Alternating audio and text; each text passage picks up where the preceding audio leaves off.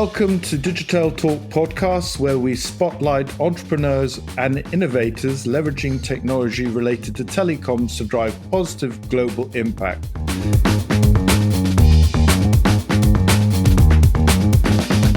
I'm here with my co-host, Frankie and we'll be talking to Sebastian Stockzelius, who is co-founder of Janah Cycle. On LinkedIn, their description regarding organization states, turning your brand into an impact leader with ocean care and women empowerment. In this episode, we want to find out more about Sebastian, how he gets involved with Janah Cycle, and what drives him. In the second episode, we'll talk more about Janah Cycle and their project. Today's episode is sponsored by IFG Consulting Europe, a leading business growth consultancy representing promising software providers selling to the telecoms, enterprise and mobile markets in Europe. Go to ifgconsultingeurope.com to find out more. Hi, Frankie. Hey, Ian. I'm excited to be here today. It seems to be a really exciting project that is right in line with the circular economy. And in the tech and telco space, we fail a lot at this circular economy. So our waste ends up as part of a bigger problem. And so I'm really interested to see what Sebastian is working on and how his company is having an impact. So without further ado, let's welcome our guest, Sebastian. Hi, nice to see you today. Thank you very much for the lovely words. And I'm very happy to be here with you today as well, to share this experience and to tell the world a little bit more about who I am and what we're doing here at Janah. So you'd like to do that, to explain a little bit more about your role in Janah? Sure. So I'm the CEO and co-founder of Janah. We started the company in October last year, and it was originally me and my other co-founder, Johan. We got together, I think it was in May, more or less, last summer. And we had worked in this industry together before, and we came together and tried to figure out how can we do this better. And the first thing we did was, we're not going to sit here as two white guys in Europe and say how things are being done down in the global south. So the first thing we did is that we booked 2 tickets to India. We traveled in India from the north to the south. During the summer last year, we met amazing people, amazing projects, different initiatives going on in all kinds of direction, not just socially involved, but a lot with environment. And it was a really eye-opening experience to see that for yourself. And we obviously, as India is a very large country as well, and it has the world's most amount of billionaires. So we got to see everything from the richest to the poorest. And that contrast in a country like India was definitely a life-opening experiencing. And you really got back home to Europe appreciating a lot more what you have and also accepting what you don't have. And did you have Janah at that time as a name, or is that something that happened over a beer, a Swedish beer at that? So I believe we got together on my co-founder and partner's terrace, and we tried to figure out what should be the name. And this was before we went to India. And we decided, because of different principles, like it should be a 5-letter name and it should be something about XYZ. A lot of hours later, couple of beers, we finally landed with Janah, which means the people in Sanskrit. And Sanskrit is an old ancient language of India. Right, so we thought this makes a lot of sense. Yeah. Funny story, though, is that when we got our first intern from Tunisia, I believe he was from, he asked us, like, so guys, do you know what Janah means? And we're like looking at each other like, yeah, of course, it means the people. And he's, no, it means paradise. And we're like, really? He's, yeah, it's paradise in Arabic. So we were like, great, that's two good slides. I heard that it means a very direct and singular focus on an objective. But all of those meanings, in my opinion, very much speak to what you're doing. Is this a philosophy that you grew up with? Do you have a philosophy that you lived by as a person? What drove you to want to do this kind of project? I don't really have any background in sustainability or circular economy or anything like that. It just started with long sales and marketing experience. And in our previous jobs, we were working in the plastic and carbon credit industries, talking to hundreds of brands all across the Western world. And we really couldn't figure it out. We couldn't find the solution that kind of made sense. I guess it originally came from a deep desire to find the solution to your customers' problems. And that's really how it got started. And then as we were traveling in India, I think that's when we really got the experience firsthand and saw that there is a true impact to be made here. And if we can connect the bridge between the North and the South, we can be those creators or facilitators of this impact for our customers, and more importantly, for the people that our customers have the potential to help. So that was really a wake-up call, so to say, coming back from India. But there must have been a seed or something in your background which says, I do want to do something different or help people. Do you recognize that in your background educationally or as a teenager? I've always been a little bit different, I would say. Like, I've always strived for some kind of a bigger picture. It's hard to explain it, but many people choose certain hobbies or interests where they find their happiness in. I do a lot of research. I study a lot, not in university per se, but I find my research and I go deep into it. And basically, many different topics, but a huge fan of history, geopolitics, understanding like where do we actually come from and why are we here.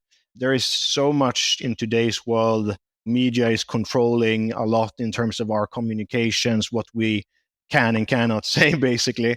And social media particularly is really narrowing down the mindsets of our younger generations. And I think it's super important to understand history, because if you understand history, the mistakes that have been made, and can try to ensure that they are not made again. So with that said, not any particular background in sustainability per se, but I was lucky when I was young. I traveled first time out of the country when I was 1 year old, went on a vacation to Greece with my parents and my family. And since then, I've been out of the country at least one time every year, seeing different places, experiencing cultures, languages, etc. And Mediterranean, of course, a big favorite of mine, been there probably, 40, 50 times. When you were young, swimming in that sea, seeing all the life that was there, fishes, beautiful colors, So everything amazing. was so clean. And now in the last 10, 15 years, those fishes are gone. The colors is not really there anymore. And there's a lot of garbage, waste everywhere. And of course, that makes you a little bit sad. And you try to think like, why is it like this? And again, connecting to the bigger picture, why is it like this? Because nobody should want it like this, right? So who is responsible? And then you go on a path to try to figure out, where does this responsibility lie and who is there to fix it? And I guess that might have had some kind of an influence of trying to figure it out.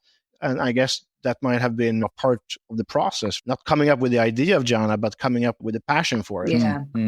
So you said you didn't study circular economy per se. What is your educational background? Because what is amazing on here is just how different the backgrounds truly are of the game changers that we've had on, like yourself, to interviews. What is your educational background?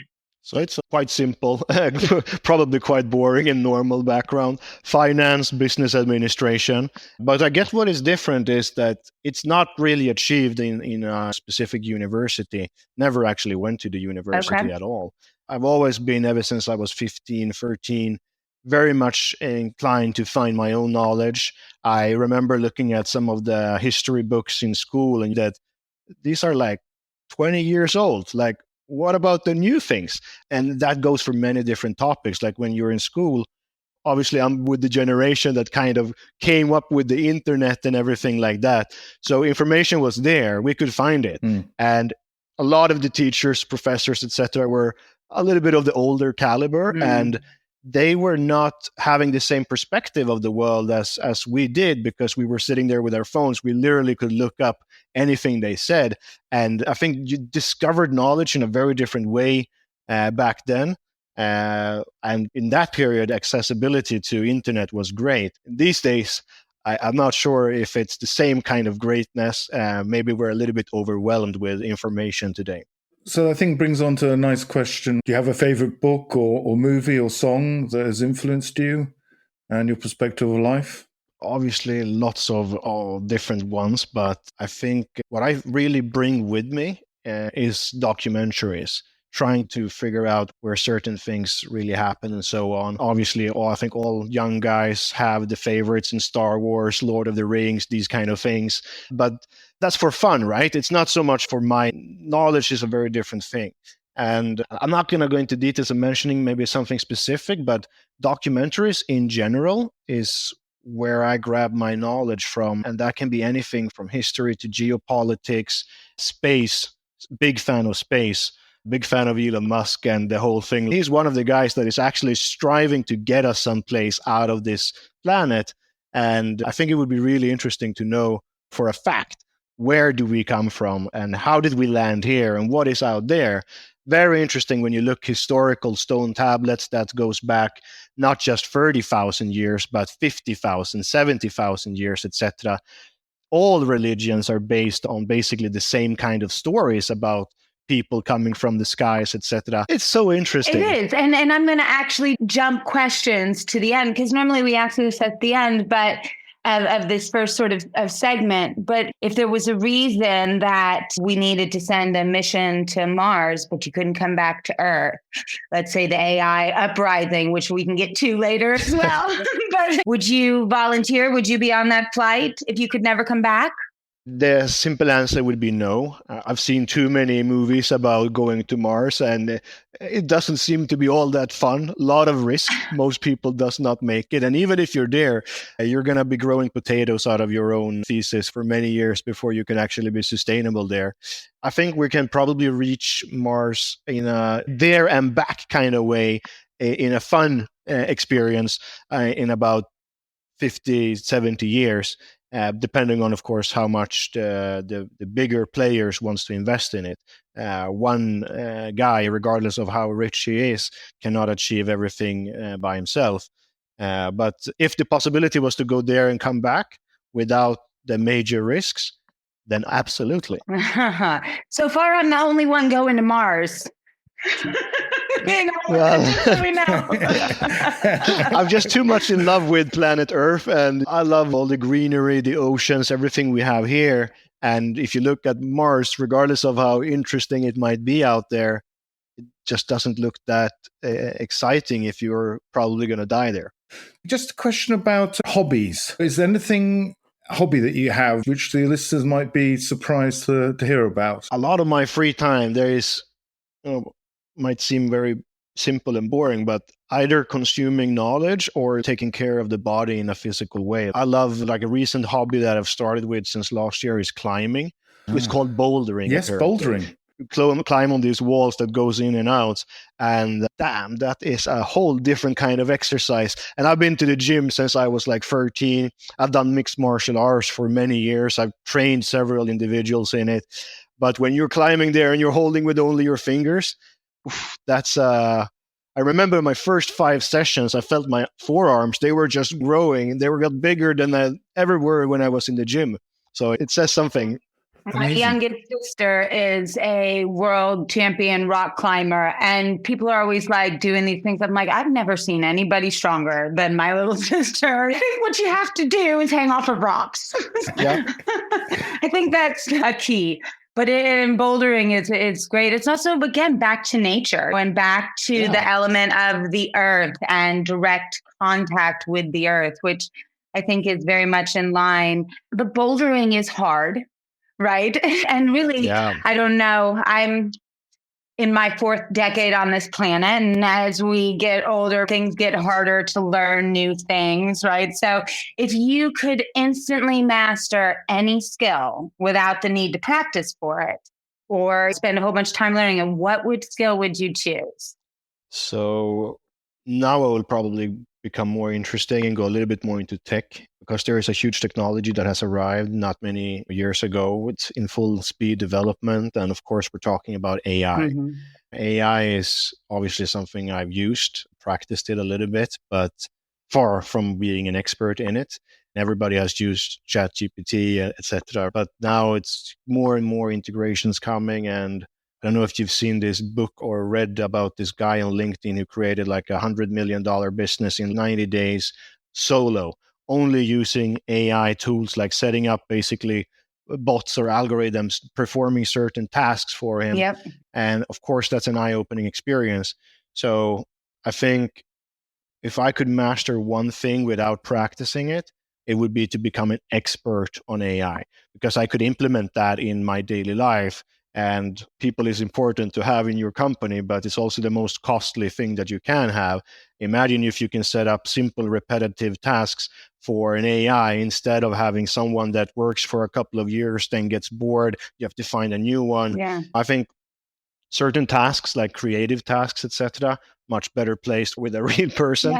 Yeah. But some things is just more efficient with an AI, and it doesn't have to sleep. And across the board, like even the creative tasks, when I'm developing something in its ideation stage, before I would go from paper to this really challenging process of getting it into the computer, right? Like that initial piece. And now I can speak it into the computer. My AI can generate the summary that would have taken me 8 weeks to do before, because this squeeze from ideation into shareable knowledge that other people can consume without being in your presence or speaking with you, it was painstaking if you weren't an expert at the languages of the computer, right? It's really transformed my relationship with tech. And I'm a technologist, right? I've been in this field, I've written patents and all of that kind of stuff. So it's the simplicity of it. And I love this guy on LinkedIn, and I'm actively working to replicate it with actually some of the farm, practicing some of this repetitive AI automation with the new strategy for the farm, which you have a farm as well, or not really a farm per se, like mine is an estate, let's call it. We could call it an estate. That would be a good name for it. And out of curiosity, sticking with the AI, because you said, what would you actually do? Is there a particular problem you're trying to solve with that AI that is high on your agenda? Since I am not an expert, I cannot give any grand examples. But the first thing that comes to mind is I would solve so many simple tasks for myself, and then replicate it and solve it for others. Who knows? Maybe you can create another company with some kind of an AI consultancy for businesses. Will for sure be a big thing very soon, and it already is. But if you could spin out a little bit, AI should be used for good. And I think Elon Musk created OpenAI in the beginning for that purpose. I believe he's not very happy the road that they are taking right now. And of course, AI can be so many things, right? And if we would look a little bit on the crazier side, we have all seen the Terminator movies. It could go like that as well. All of our military systems, etc., are high wired up to the internet. So all it takes is a crafty virus to get in there, and we're there. But I think we're far away from that scenario. But when AI is too much in big corporates' hands and it's very much profit driven, that's the way it's going to go. And I think that's why it's important to keep in mind that AI is meant to do something good for us, and we cannot really outsmart AI. In fact, I've listened to several podcasts with some of these senior AI executives from all ex-executives, I shall add, from some of these big tech companies, and they all say the same thing. We do not know what we're doing. We do not have control of this development. Yeah, I heard one from MIT recently where they were saying they weren't really sure what the models were doing when they're observing it rather than their passengers, rather than actually in control. Coming on to I think you indicated you had history as one of your topics. Is there in history a piece of technology that you think has made a big change to the world, other than AI, because we've already talked about AI, but historically? If AI is the latest, maybe we start with the first. I don't know if fire is really seen as a technological thing, but foresaw it changed our existence. You need it for saunas, don't you? Yeah, exactly. And growing up on the countryside, made a lot of fires. And when you fall into the lake, you got to make a fire, otherwise you're going to die. True. So fire is essential for our survival. Right? Yeah. But other than that, next step in line, I would say the wheel, because if we don't transport ourselves and our goods, we would never be where we are today. Nice one. And I guess somewhere from the wheel to the AI. Obviously, the internet, I would say. Internet changed the way that everything is working on this planet and how it connects us all. I actually Googled it a couple of days ago, and it came up a lot on the internet about steam engine is the biggest technological advancements, and perhaps it is, but we would never have gotten there without the others. So you got to start in the beginning, I would say, being a history freak. And what is beautiful is that we could ask AI to create us an animation of the most significant technological impacts of the past 200 years. And in about 20 minutes, it would churn out something. And I think fire, it was a game changer forever and ever. Nothing would have advanced without that. We would have just... True. It's true. Okay, so speaking of survivalists, if you were stranded on a desert island and you had access to only one piece of technology, right? And let's say you don't have connectivity on this strand. So even if you had a phone with you, right? You're stranded on a desert island is key one. What piece of technology would you take with you? Not being connected, and of course, would probably put most people off from saying the phone. I would never consider the phone in the first place. Could have been a smart answer, though, to call someone for help. Right. But I've looked a lot in what they call it, Castaway, and these kind of movies when I was younger. Seen a lot of shows about when there's this call with, what's its name? Bear Grylls, his name is. Bear Grylls, yes, the survivalist guy. Yeah, exactly. Being dropped out in the wilderness, just survive. Also, this other show called Naked and Afraid. They just drop two people naked and afraid in the jungle or in some kind of place, and they're supposed to survive for a week or something. I don't know.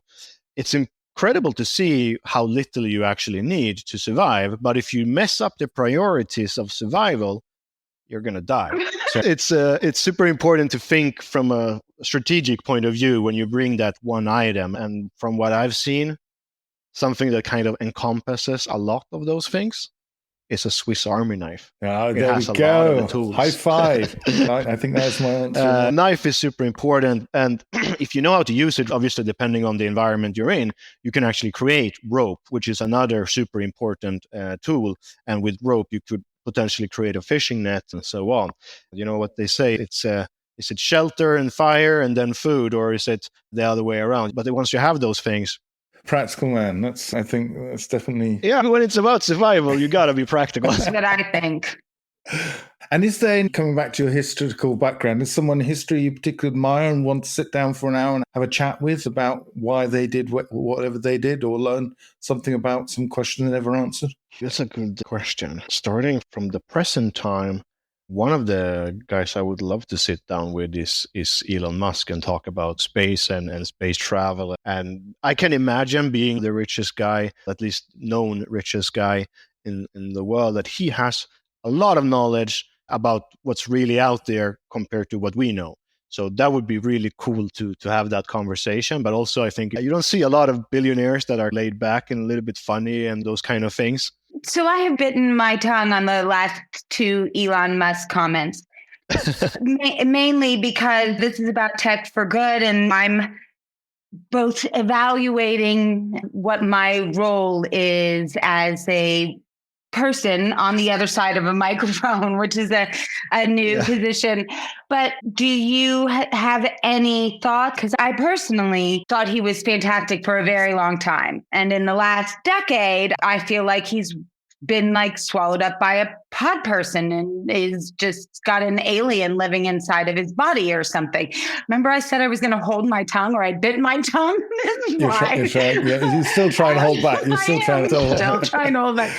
But my question is, are you concerned at all? Would you ask him at all about this? Or we're all entitled to our opinion, and clearly my opinion has shifted dramatically, so we know where I must lie. Would you ask him at all about his relationship and interest in Donald Trump? I honestly think it's pretty straightforward. It seems like he likes him. And I think he sees the political arena in the US is quite challenging, and trying to not be going too much into politics. Right. But I think he just sees the options, having the information that he has at the table.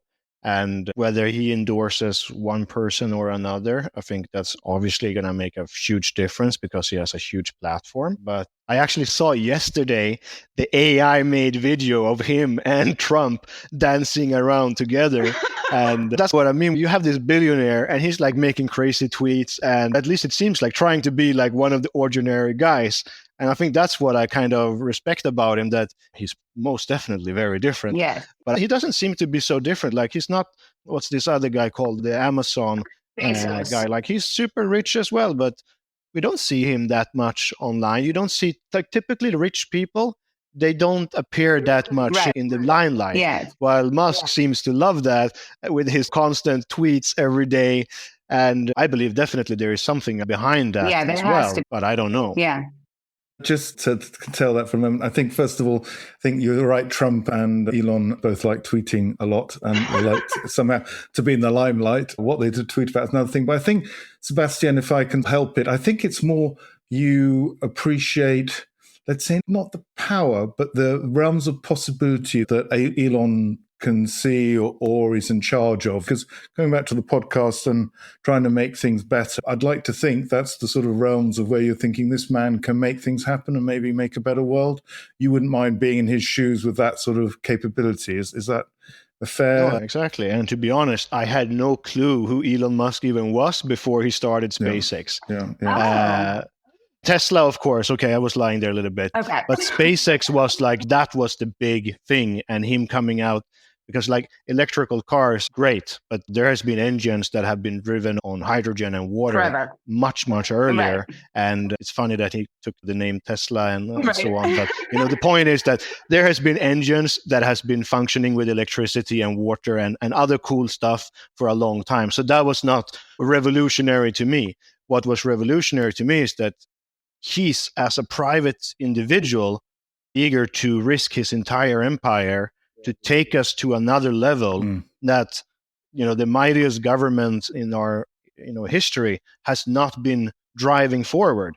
I think it's a shame how we went to the moon or all of that process in, I think it was late 60s. And then what happened? What did we do? We just stopped? What about the exploration and development of our race? But going back to the earlier question, like maybe they went up there and they saw what you saw. Like you got potatoes growing out of and we explored it. It wasn't that much fun. Maybe we should put our billions of dollars to something else. Again, so far, I'm the only one who's willing to volunteer to go to Mars, not in just this conversation, but of all of our interviews, right? But it is. But I thought you changed your view on that. I That's not, yes, I have been convinced by everybody's arguments. Of course, there's the podcast that maybe I won't be the first to volunteer. But putting you into Elon Musk's shoes in that sense, and you have his power, is there one thing you'd like to see technologically in the next decade which you think might change people's lives? So you're Elon Musk for a second here. Just enjoy a moment. Well, being him, I think you can do a lot of stuff. I remember a lot of people have said X amount of billions are required to end poverty. And he basically said, show me the plan of doing that and I'll give you the money. And nobody could show the plan of that. So I think there's a lot of things that you can potentially do, but it's out of my concept of knowledge. But here's a cool thing. Being him and have seen Star Wars.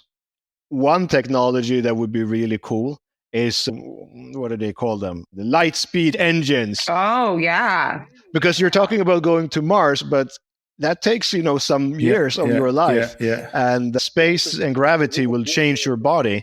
But being able to go there in an afternoon, come back, that would be something different. And I think a lot of more people would join you to Mars if they could come back and forth over a weekend. And the traffic cops couldn't get you.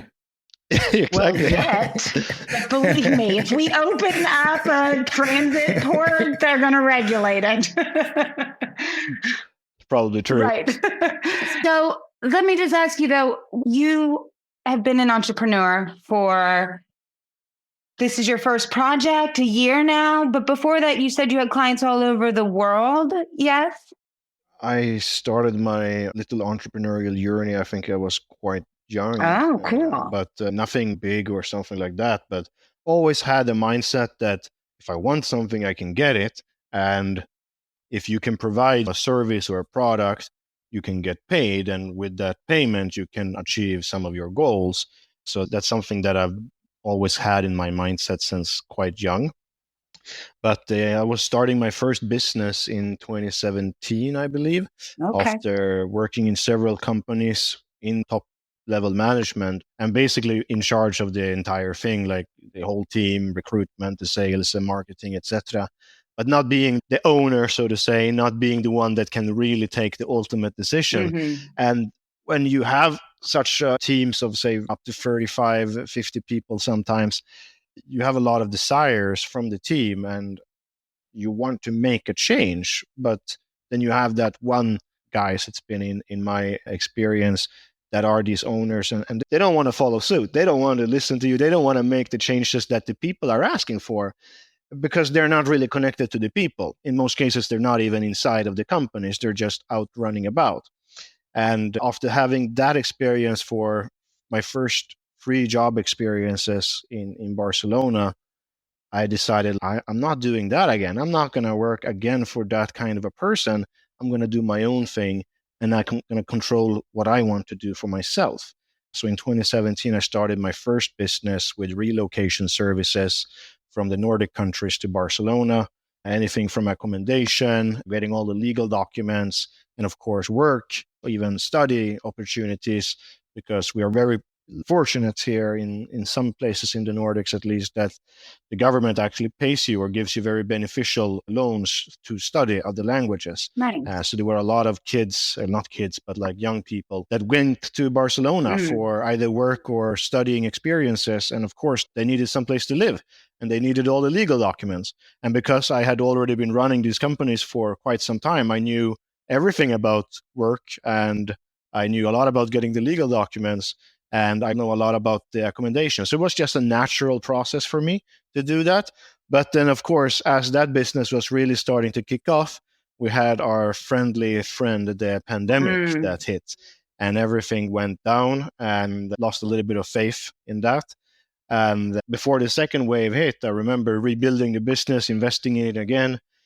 And some people said, yeah, the second wave. And we're like, no, we can not be that stupid that we're going to accept the second wave. We have to be able to persist now as humanity. And a couple of days later, second wave hit. It was all over the news. 94% of all the business I built up during the year canceled within 2 days. And it was just too much of a hustle for me to carry that forward. So I decided, let's put this on the shelf. And I never brought it back again. And after that, I started in another company. Amazing, though. Putting stuff on the shelf as an entrepreneur is a really good way to put it, because these things do happen, and like COVID, completely outside of our realm of capabilities. And 10 years later, you'll find yourself going, oh, look, all that business work that I did on this thing, I'm going to put it right here into this channel. You just pick it up off the shelf. Do you think there's a big difference in the way that we use and interact with our tech pre-pandemic, post-pandemic, that now is potentially going to be able to help you do international business globally? Have you seen anything? One thing that I think is obvious for everyone that the pandemic brought, which I personally think is positive, is remote working. It's now completely accepted worldwide, basically, to work remotely. I've also noticed in some companies that it's extremely important to also be locally connected with your people and not just have a screen to communicate through. But that a healthy mix between those things, I think that's the biggest positive that has come out of it in terms of work relationships. And in terms of technology, a lot of technology was developed to manage different things there, but can't really think of anything specific. Okay. So is there any innovation that you think is helping us with a greener planet? Current innovations, probably hundreds of them are out there, but I think if I could take it just to imaginary land, so to say, everybody's talking about carbon.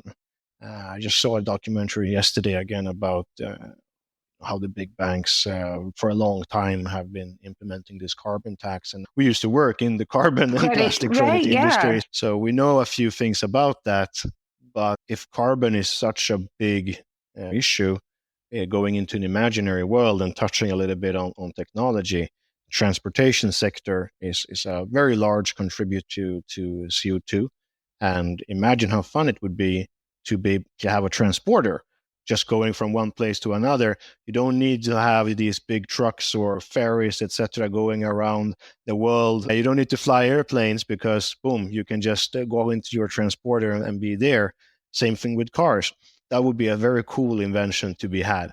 Sort of teletransporter, which is, I think, one of the things which has been answered a few times now in Star Trek. Remember Beam Me Up, Scotty?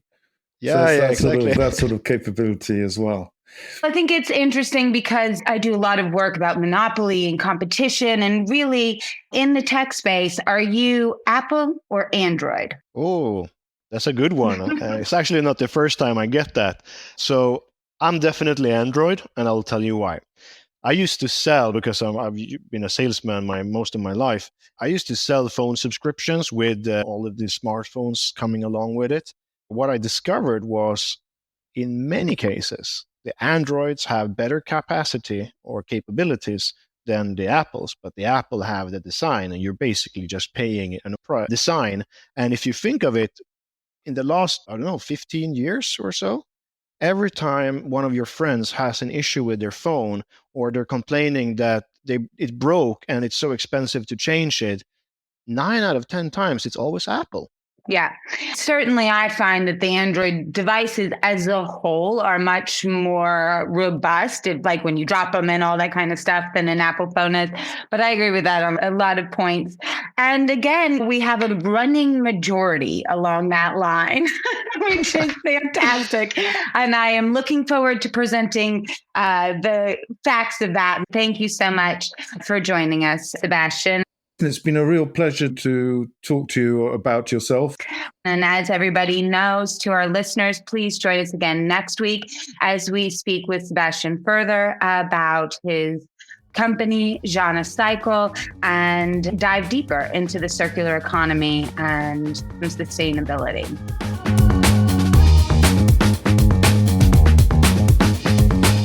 Thanks for taking the time to listen to our new podcast. If you have any feedback or know of any stories to be told involving digital technology and telecoms doing good, then please do let us know via our email, getinTouch@digiteltalk.com. Also, feel free to send us a message on LinkedIn. It would be great to hear from you.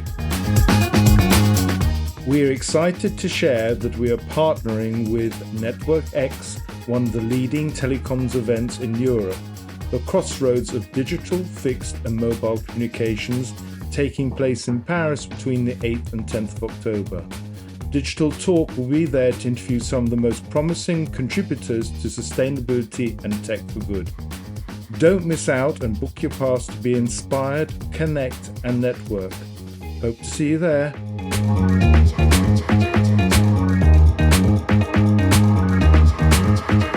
Before we go, if you've enjoyed today's episode and would like to support the podcast, then don't forget to give us a follow and hit the notification bell so you never miss an episode. Also, if you'd like to leave us a review or share it with your colleagues, it really helps us on the channel. Thanks so much for being a part of our audience today, and hopefully you'll join us next time. That's all we've got time for, so it's goodbye from me. And that's goodbye from him. Bye for now. now.